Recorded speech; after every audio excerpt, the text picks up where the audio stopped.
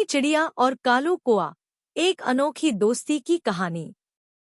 जंगल में एक छोटा सा गांव था, जहां प्रतिदिन जंगल के नियमों के खिलाफ एक नटखट चोर, कालू कौआ नाम का, अपनी चालाकी और चोरी में मशगूल रहता था।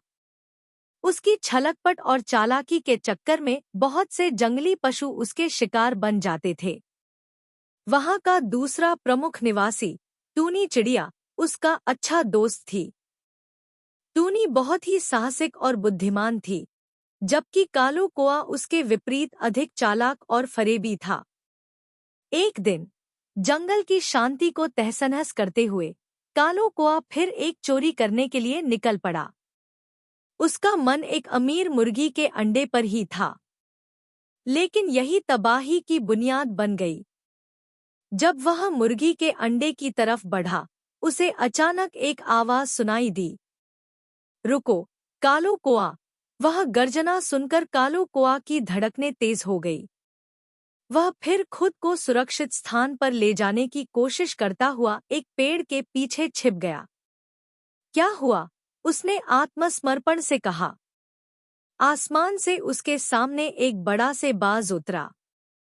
यह गरुड़ था, जंगल का राजा। कालू कौआ, तुम्हें अब तक कितनी बार समझाया जा चुका है कि चोरी करना ठीक नहीं है। तुमने मुर्गी के अंडे चुराने की कोशिश की। कालू कौआ अपनी आंखों में शर्म और डर दोनों देखता था। उसे खुद पर शर्म आ रही थी कि उसकी बुरी आदतों का सामना उसके दोस्त के सामने हो रहा है। इसी बीच टूनी चिड़िया आकाश से उड़कर उसके पास आई। कालू, तुम्हें अपने आप को सुधारने का समय है। तुम्हारी यह आदतें तुम्हें अच्छा नहीं कर रही हैं। कालू कौआ ने टूनी के आगे सिर झुकाया। मुझे माफ कर दो, टूनी।